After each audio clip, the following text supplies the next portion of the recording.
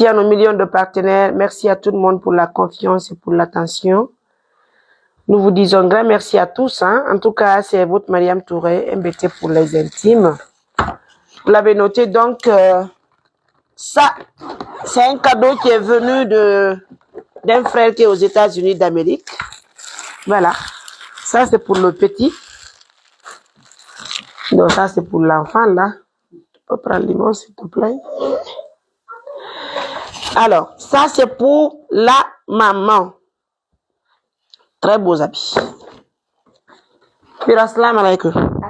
Alaikum salam. No haifi. On a la haifi, non? Haray ko non woni de faynti meɗen toppiti fi ballangal. Haray partenaire ɓe amen ɓe ala ɗo kutirawa men wonɗo Amérique woni ko neldi men mbuɗi men wallitor fi moɗon. Haray men naɓi ɗi mbuɗɗin ɗo ɓay meɗen andi on ala conci ni. Haray ɓay on tini ko ɗo complet on ɗon e watta e ɗe balɗe fou. Haray hino ɗo complet go'o ɗiɗi tati nayi joyi jeego jeɗɗi jeetati jeenayi sappo. Men weltanike Allah, men weltanike on ne julɗo moƴƴo. Albarka. Allah wonnan en barka. Allah wonni ɓe walla waɗ barke e maɓɓe. E barke e baraji e diina jaɓaka e balɗe e cellal. Allah hokkoɓe maraɓe. Amin. Barka boni. Barka. Mi weltike. Ota noon na seeɗa. Haray o complet sappo ɗo. Haray ko ɗi kisamme woni ñuude.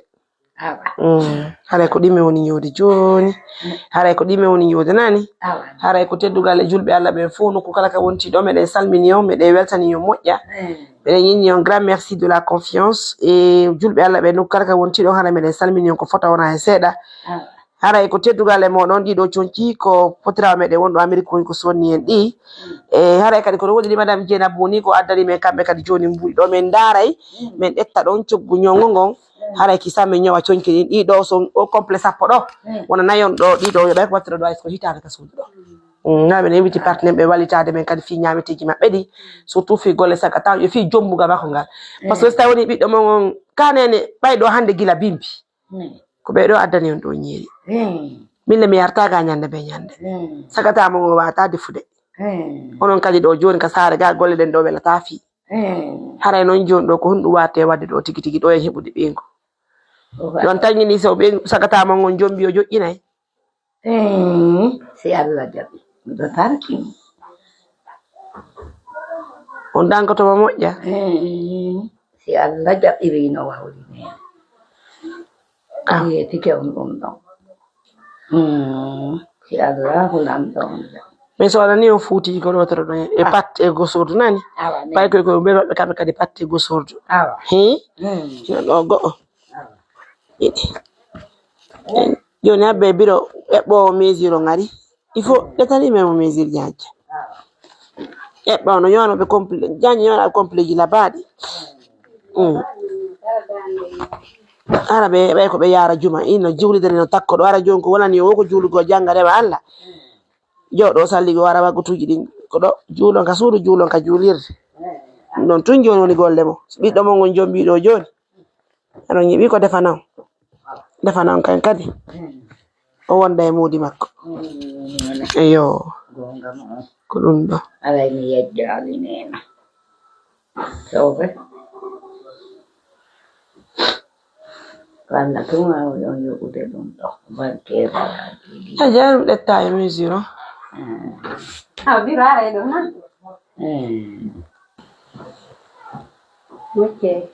ala hakke ala wene.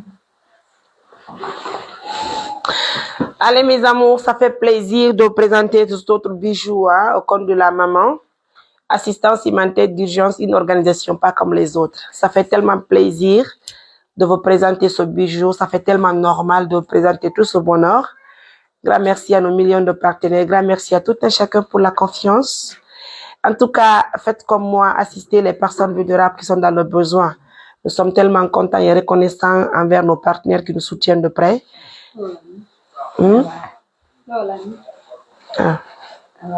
no musidɓe meɗen welti meɗen salmini meɗen jarni murade moƴƴuru ara biro joni mo nawɗe conci ɗi on ñowoya conci ɗi nani awa hettede on say